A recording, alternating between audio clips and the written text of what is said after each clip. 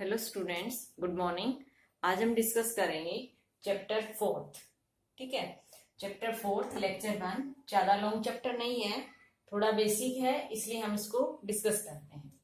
तो इसमें क्या है, process and bases of accounting, कि अकाउंटिंग की प्रोसेस क्या है और कौन कौन से बेसिस यूज होते हैं अकाउंटिंग में। ठीक है, तो आप सबसे पहले हम डिस्कस करेंगे अकाउंटिंग की प्रोसेस। तो हम डिस्कस करते हैं process of accounting. Process of accounting, तो फर्स्ट है हमारी, फर्स्ट स्टेप है identification of transactions. Identification of transactions, यानी कि फर्स्ट स्टेप पर सबसे पहले ट्रांजेक्शंस को आइडेंटिफाई किया जाता है। आइडेंटिफाई करने का मतलब कौन सी ट्रांजेक्शंस जो मॉनेटरी नेचर की होती है, जिनको हम टर्म्स ऑफ मनी में कन्वर्ट कर सकते हैं, उन ट्रांजेक्शंस को आइडेंटिफाई किया जाता है। फाइनेंशियल नेचर की ट्रांजेक्शंस को आइडेंटिफाई किया जाता है। ट्रांजेक्शंस तो बिजनेस में बहुत सारी होती है, लेकिन अकाउंटिंग में उन्हीं ट्रांजेक्शंस का रिकॉर्ड होता है जो फाइनेंशियल नेचर की होती है और जिनको टर्म्स ऑफ मनी में कन्वर्ट किया जाता है। तो सबसे पहले स्टेप पर हम ट्रांजेक्शंस को आइडेंटिफाई करते हैं। फिर नेक्स्ट है preparation of voucher. Preparation of voucher, ठीक है। सेकंड स्टेप पर फिर वाउचर को प्रिपेयर किया जाता है, तैयार किया जाता है। ठीक है, वाउचर्स को प्रिपेयर किया जाता है। वाउचर क्या होते हैं, जैसे जो हमारी कैश मेमो होती है, बिल होते हैं, इनवॉइस होते हैं, इनकी हेल्प से वाउचर्स तैयार करते हैं। ठीक है, डेबिट वाउचर, क्रेडिट वाउचर, और डेबिट वाउचर और क्रेडिट वाउचर की हेल्प से फिर आगे ट्रांजेक्शन होती है। ठीक है, तो cash memo, bill, invoices, paying slip, इनकी हेल्प से वाउचर प्रिपेयर किए जाते हैं। ठीक है, अब थर्ड स्टेप जो है उस पर वाउचर प्रिपेयर करने के बाद recording in the books of original entry. Recording in the books of original entry. इनकी ओरिजिनल एंट्री का मतलब, जैसे ओरिजिनल एंट्री की बुक्स होती हैं हमारी जर्नल प्रॉपर। ठीक है, फिर उसके बाद ये समझ लो यहां से हमारे ट्रांजेक्शन शुरू हो जाती है बुक्स ऑफ अकाउंटिंग में। इनकी किसी भी बिजनेस एंटिटी की बुक्स में एंट्री सबसे पहले बुक्स ऑफ ओरिजिनल एंट्री में होती है। बुक्स ऑफ ओरिजिनल एंट्री में किसकी हेल्प से होती है? वाउचर्स की हेल्प से होती है। तो ये होती है अकाउंटिंग की प्रोसेस। फर्स्ट स्टेप पर होता है ट्रांजेक्शंस को आइडेंटिफाई किया जाता है, दूसरे स्टेप पर वाउचर प्रिपेयर की जाती है, और फिर थर्ड स्टेप इनकी बुक्स ऑफ ओरिजिनल एंट्री, इनकी फर्स्ट टाइम एंट्री जिन बुक्स में होती है ना, जैसे यहाँ पर जर्नल, अगर हमारा बिजनेस छोटा है तो कम जर्नल से चल जाता है, लेकिन अगर हमारा बिजनेस लार्ज है, बड़ा है, तो जर्नल हमारी पूरी हेल्प नहीं कर पाता। उस सिचुएशन में सब्सिडरी बुक्स हेल्प करती है। सब्सिडरी बुक में कैश बुक, ठीक है, purchase book, sales book, BR, BP book, sales return book, purchase return book, ठीक है, और साथ में जर्नल प्रॉपर भी होती है। जर्नल प्रॉपर भी होती है। तो ये हमारे पास 1 2 3 4 5 6 7 8 टोटल 8 बुक्स होती है सब्सिडरी। इनकी जब बिजनेस लार्ज बड़ा होता है तो हमें ये इन 8 बुक्स की हेल्प लेनी पड़ती है। अगर बिजनेस छोटा है तो जर्नल, इनकी जर्नल भी हमारी ओरिजिनल बुक्स है। ठीक है, और ये सब्सिडरी बुक्स भी। फोर्थ स्टेप पर आता है हमारा posting to ledger. Posting to ledger, फिर या तो जर्नल की हेल्प से हम लेजर में पोस्टिंग करते हैं। इनकी लेजर क्या होता है? अकाउंट्स प्रिपेयर की जाते हैं। हर इंडिविजुअल पर्सन का एक सिंगल अकाउंट होता है, जिसमें उसी अकाउंट से रिलेटेड सारे ट्रांजेक्शन एक जगह रिकॉर्ड कर दी जाती है। ठीक है, तो हम जर्नल के बाद फिर जर्नल को लेजर में ट्रांसफर कर देते हैं, पोस्टिंग कर देते हैं। फिफ्थ स्टेप पर है, फिर लेजर की हेल्प से क्या बनाया जाता है, प्रिपरेशन ऑफ ट्रायल बैलेंस।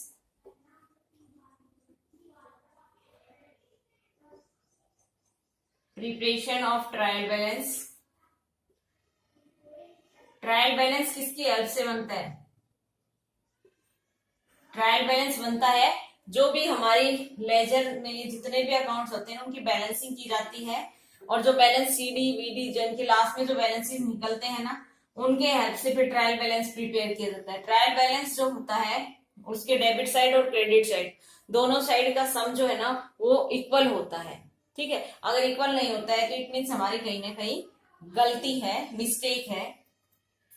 ठीक है, चाहे वो टोटलिंग में हो चाहे ट्रांजेक्शन में हो, तो यहाँ से पता चल जाती है। ट्रायल बैलेंस बनाने के बाद ट्रायल बैलेंस की हेल्प से फिर हम फाइनेंशियल स्टेटमेंट तैयार करते हैं।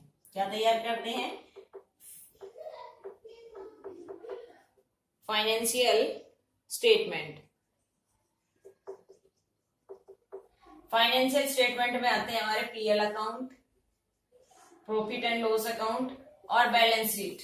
बैलेंस शीट प्रिपेयर की जाती है, यानी कि फिर हमारे अकाउंट्स प्रिपेयर होंगे। तो ये थे हमारी अकाउंटिंग प्रोसेस। ठीक है, अब हम डिस्कस करेंगे बेसिस ऑफ अकाउंटिंग। देखो बेटा, बेसिस ऑफ अकाउंटिंग यानी कि अकाउंटिंग की कौन कौन से बेसिस है? अकाउंटिंग के 2 बेसिस है। फर्स्ट है कैश बेसिस और सेकंड है अक्रूवल, अक्रूवल बेसिस। ठीक है, कैश बेसिस में क्या होता है कि कैश बेसिस के through under this basis incomes are not recorded unless they are received in cash, यानी कि उन इनकम्स को रिकॉर्ड नहीं किया जाता या उन एक्सपेंसेस का रिकॉर्ड नहीं किया जाता, यानी कि इस बेसिस को अगर फॉलो किया जाता है अकाउंटिंग में तो उन्हीं ट्रांजेक्शन्स को रिकॉर्ड किया जाता है जो कैश में होती है, चाहे वो एक्सपेंस की कैश में पेमेंट हो या इनकम की कैश में रिसीव हो। अगर कैश में इनकम रिसीव नहीं होती है, क्रेडिट पर है, तो उसका रिकॉर्ड कैश बेसिस से अगर अकाउंटिंग कर रहे हैं तो नहीं होता है। सेम अगर एक्सपेंस हमने पे नहीं किया है, ड्यू है, अभी पेबल है, तो उसका रिकॉर्ड भी हम नहीं करते हैं। तो कहने का मतलब कैश बेसिस ऑफ अकाउंटिंग की हेल्प से हम इनकम को तभी रिसीव मानेंगे जब कैश आएगा। ठीक है, और एक्सपेंस का भी तभी रिकॉर्ड करेंगे जब हम पेड करेंगे। ठीक है, credit transactions are not recorded at all. Credit transactions को कैश बेसिस के हिसाब से रिकॉर्ड नहीं किया जाता। ठीक है, क्रेडिट ट्रांजेक्शन्स को रिकॉर्ड नहीं करते। अब बस आपको इसमें इतना याद रखना है कि कैश ट्रांजेक्शन्स को रिकॉर्ड किया जाता है, चाहे कैश में पे करेंगे तो एक्सपेंस, चाहे इनकम कैश में रिसीव करेंगे तो। अगर क्रेडिट पर जो भी ट्रांजेक्शन होती है उसका रिकॉर्ड कैश बेसिस से नहीं होता। अब इसके एडवांटेजेस क्या है? तो कैश बेसिस जो है ना वो वेरी सिंपल है। एडवांटेजेस क्या है? कैश बेसिस जो है वो सिंपल है। ठीक है, वेरी सिंपल है, रियलिस्टिक है, सेटिस्फाइज है, यानी कि ये रियलिस्टिक का मतलब इस चीज को यूज किया जाता है। एक्चुअल रियलाइज में जब हमें कैश आ जाता है तभी इसको हम रिकॉर्ड करते हैं। इसमें क्या होता है कि पर्सनल जजमेंट को कोई रिक्वायर नहीं करता, और ये वहां सुटेबल होता है जिस बिजनेस एंटरप्राइज में सारी कैश ट्रांजेक्शन होती है। कैसी ट्रांजेक्शन होती है? कैश ट्रांजेक्शन जहां होती हैं वहां पर ये सुटेबल होता है। ठीक है, उस बिजनेस एंटरप्राइज में ये सुटेबल होता है जहां पर सारी ट्रांजेक्शन कैश में होती है। अब ये तो थे हो गए इसके फायदे। अब नुकसान क्या है? देखो, जब सारे ये क्रेडिट ट्रांजेक्शन्स को अवॉइड करता है तो सही प्रॉफिट लॉस इससे कैलकुलेट नहीं होता, क्योंकि इसमें जो आउटस्टैंडिंग एक्सपेंस है, प्रीपेड एक्सपेंस है, ठीक है, अकर्ड इनकम है, अनअर्न्ड इनकम है। तो आउटस्टैंडिंग, इसको क्या बोलते हैं? Outstanding expense. ठीक है, ये उसके बाद प्रीपेड एक्सपेंस, उसके बाद अकर्ड इनकम, और उसके बाद अनअर्न्ड इनकम। इनका रिकॉर्ड नहीं होता है, क्योंकि आउटस्टैंडिंग एक्सपेंस वो होते हैं जिनको ड्यू तो हो गया है लेकिन पेमेंट नहीं है, पेबल है। प्रीपेड एक्सपेंस एडवांस में पे कर दिए, ठीक है, इन सब का रिकॉर्ड यहाँ पर नहीं होता है। It does not follow matching principal. अब मैचिंग प्रिंसिपल को भी ये फॉलो नहीं करता। मैचिंग प्रिंसिपल क्या कहता है कि जो इनकम हमने जिस फाइनेंशियल ईयर में रिसीव की है उससे रिलेटेड एक्सपेंस उसी फाइनेंशियल ईयर में सब्ट्रैक्ट करने हैं, ठीक है। तो कहने का मतलब अब अगर वो कैश में पेमेंट की है एक्सपेंसेस की तो हम रिकॉर्ड कर देंगे कैश बेसिस के हिसाब से। अगर वो क्रेडिट में हुए हैं तो उनका रिकॉर्ड नहीं किया जाएगा, ठीक है। तो ये मैचिंग प्रिंसिपल को भी अवॉइड करता है। और ये जो कंपनी एक्ट 2013 भी इसको रिकॉग्नाइज नहीं करता है। जो कंपनी एक्ट है, कंपनी एक्ट जो 2013 है वो भी इसको रिकॉग्नाइज नहीं करता है, अलाउ नहीं करता है, ठीक है।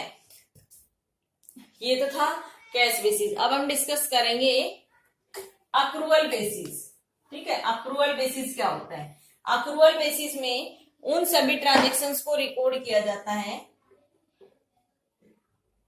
अगर हम अक्रूवल बेसिस का यूज कर रहे हैं, अक्रूवल बेस का यूज कर रहे हैं, तो इसके अकॉर्डिंग क्या कहते हैं, इनकम को जब भी रिकॉर्ड कर लिया जाता है जब वो अर्न होती है, अकर्ड होती है।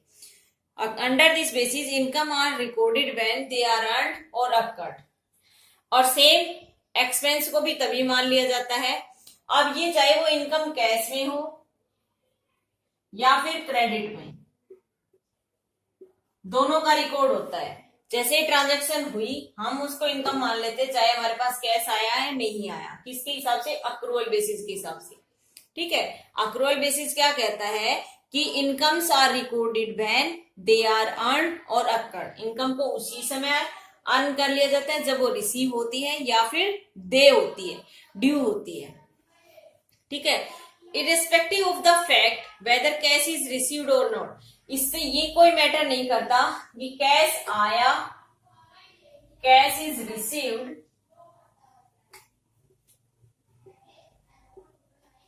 और नॉट, ये कोई मैटर नहीं करता कि हमारे पास कैश आया या नहीं आया, डजेंट मैटर, ठीक है। हम इनकम को उसी समय मान लेते हैं जब वो हमें रिसीव होती है। अब ये तो था अक्रूवल बेसिस। इसको कंपनी एक्ट 2013 अभी जो बताया था ना हमने, कंपनी एक्ट 2013 जो है ना वो इसको रिकॉग्नाइज करता है, यानी कि कंपनी एक्ट के थ्रू अक्रूवल बेसिस अप्रूव्ड है, ठीक है। अक्रूवल बेसिस अप्रूव्ड है। तो अक्रूवल बेसिस के एडवांटेजेस क्या है? सबसे पहले तो ये हो जाएगी, इसको कंपनी एक्ट अप्रूव करता है, रिकॉग्नाइज करता है, ठीक है। ये मैचिंग प्रिंसिपल को भी यूज करता है, ये मैचिंग प्रिंसिपल को भी यूज करता है, ठीक है। इससे जो प्रॉफिट और लॉस कैलकुलेट होता है वो सही कैलकुलेट होता है। उसके कैश बेसिस से प्रॉफिट और लॉस है सही कैलकुलेट नहीं होता, क्योंकि इसमें सारे इनकम्स और सारे एक्सपेंसेस का रिकॉर्ड किया जाता है, तो इससे हमारा accurate profit and loss calculate होता है। इसकी डिसएडवांटेजेस क्या है? ये कैश बेसिस की तरह बहुत सिंपल नहीं है, ठीक है, और इसमें पर्सनल जजमेंट की रिक्वायरमेंट होती है। दो डिसएडवांटेजेस है इसकी। अब हम थोड़ा इनका डिफरेंस करते हैं ताकि आपको ये अच्छे से समझ में आ जाए, ठीक है। देखो बेटा, अब हम इनका डिफरेंस करते हैं, फिर आपको दोनों क्लियर हो जाएगा। यहां है, यहां लिख देती हूं मैं, रिकॉर्डिंग ऑफ कैश ट्रांजेक्शंस। कहने का मतलब कैश बेसिस में सिर्फ और सिर्फ कैश ट्रांजेक्शन्स का रिकॉर्ड किया जाता है, क्रेडिट ट्रांजेक्शन का रिकॉर्ड नहीं किया जाता। और यहां पर cash as well as credit transaction, credit transaction, यहां पर कैश के साथ साथ क्रेडिट ट्रांजेक्शन्स को भी रिकॉर्ड किया जाता है। यहां पर सिर्फ और सिर्फ कैश ट्रांजेक्शन्स का रिकॉर्ड होता है, ठीक है। सेकंड पॉइंट है हमारा timing of recording of the income, यानी कि इनकम को रिकॉर्ड करने का टाइम क्या होता है? Income are recorded when they are received, income are recorded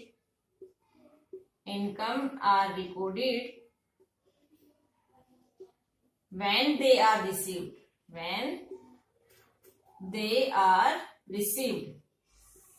यानी कि जब इनकम को रिकॉर्ड उस समय किया जाता है जब वो रिसीव होती है। और अक्रूवल बेसिस के हिसाब से incomes are recorded whether cash आए, इनकम को उसी समय रिकॉर्ड कर लिया जाता है। इनकम आर रिकॉर्डेड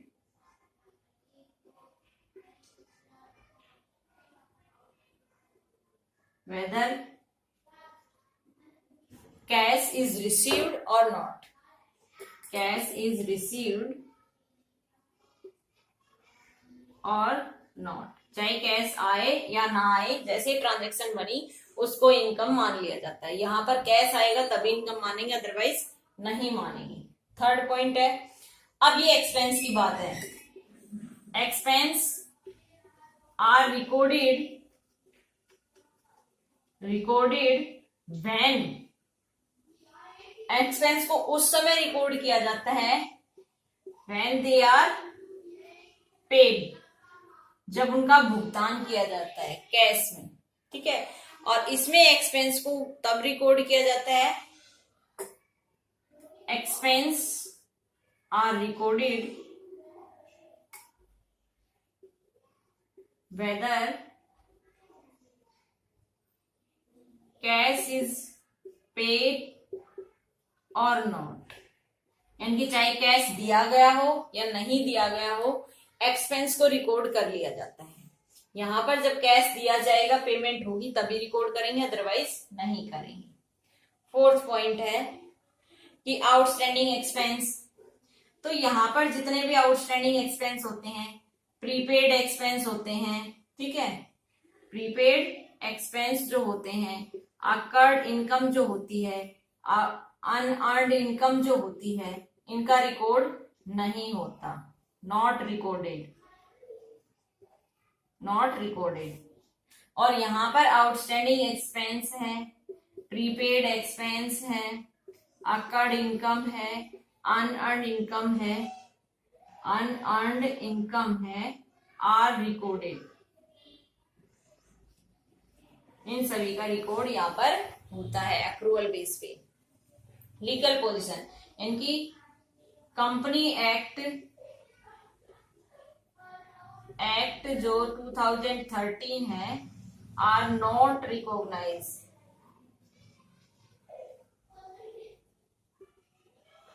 इसको रिकॉग्नाइज नहीं करता है, इसको कंपनी एक्ट जो है 2013 रिकॉग्नाइज करता है, इसको अप्रूवल है, ये अप्रूवल नहीं है, ठीक है, वो अप्रूव्ड है, ये अप्रूव्ड नहीं है। अब सिक्स्थ पॉइंट देखो, ascertainment of correct profit and loss. यहां से जो प्रॉफिट एंड लॉस आता है, are not correct, not fair, सही प्रॉफिट लॉस कैलकुलेट नहीं होता। यहां पर accurate profit and loss calculate होता है। यहां से जो प्रॉफिट लॉस कैलकुलेट होता है वो एक्यूरेट होता है, यहां पर एक्यूरेट नहीं होता है। सुटेबिलिटी, अब लास्ट पॉइंट है सुटेबिलिटी। ये कहाँ सुटेबल होता है? ये उन पर्सन्स के लिए, जैसे डॉक्टर हो गया, लॉयर हो गया, ठीक है, जिनकी पेमेंट जो मैक्सिमम ट्रांजेक्शन्स कैश में करते हैं ना, उनके लिए सुटेबल होता है ये। और ये सुटेबल होता है बिजनेस एंटरप्राइज के लिए, बिजनेस एंटरप्राइजेस के लिए, ये सभी बिजनेस एंटरप्राइजेस के लिए सुटेबल होता है, ये डॉक्टर लॉयर्स के लिए सुटेबल होता है। तो एक टॉपिक और बचता है हमारा, हाइब्रिड और mixed basis of accounting, hybrid and mix basis of accounting. देखो हाइब्रिड या मिक्स बेसिस ऑफ अकाउंटिंग क्या होता है इसमें कैश बेसिस और एंड अक्रूवल बेसिस दोनों का मिक्स यूज होता है। यहाँ पर कैश बेसिस और अक्रूवल बेसिस दोनों का मिक्स यूज होता है। The basis of accounting is mixture of cash basis and accrual basis. Under hybrid basis of accounting revenue and assets are recorded in cash basis, यानी कि revenue और incomes को यहाँ पर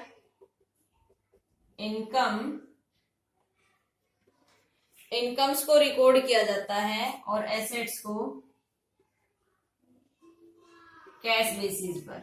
ठीक है, इनकम्स एंड एसेट्स को रिकॉर्ड किया जाता है कैश बेसिस पर। ठीक है, एक्सपेंस और liability, expense and liabilities recorded on accrual basis, accrual basis, यानी कि कहने का मतलब जो इनकम्स रिसीव करेंगे तो कैश बेसिस के हिसाब से मानेंगे, एसेट्स कैश बेसिस, अगर एक्सपेंस और लायबिलिटी है तो अक्रूवल बेसिस। ठीक है, ये कहता है। तो यहां पर मिक्स हो गया हमारा अक्रूवल का और कैश का। ठीक है, the idea is to change deduction the outstanding expense while computation taxation income. ठीक है, accounting is acceptable and approved system as per judgement of court, यानी कि ये अकाउंटिंग सिस्टम जो है अप्रूव्ड है कोर्ट के थ्रू। ठीक है, तो बेटा यही था हमारा चैप्टर 4। ज्यादा लंबा चैप्टर नहीं था, एक ही लेक्चर में कवर हो गया। तो पहले आप वीडियो सुने, फिर बुक से चैप्टर पढ़ें। ठीक है, उसके बाद भी कोई प्रॉब्लम होती है तो आप मुझसे कॉल करके डिस्कस कर सकते हैं। ठीक है, तो अपनी पढ़ाई कंटिन्यू रखने के लिए आप वीडियोस की हेल्प ले सकते हैं। Okay students, bye.